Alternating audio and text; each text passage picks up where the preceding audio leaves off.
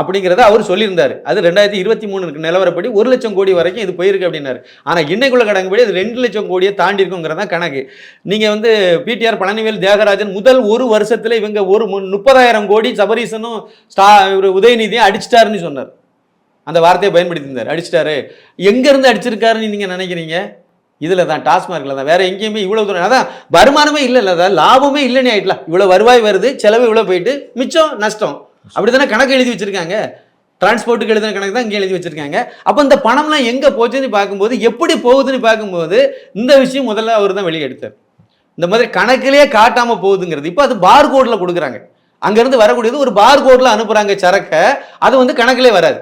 அதுக்கு எந்த எந்த எந்த டாஸ்மார்க் எந்த ஒரு 10 சில்லறை கடைகள் இருக்கு அப்படின்னா உடனே இங்க இருந்து எந்த ஆலையில இருந்து வாங்கப்படுது அப்படிங்கிறது அந்த ஆவணம் தெரியாது. அதை விட இந்த 10 ரூபா பாலாஜின்னு சொன்னாங்கல்ல, செந்தில் பாலாஜி, அது ஒரு பெரிய மோசடி.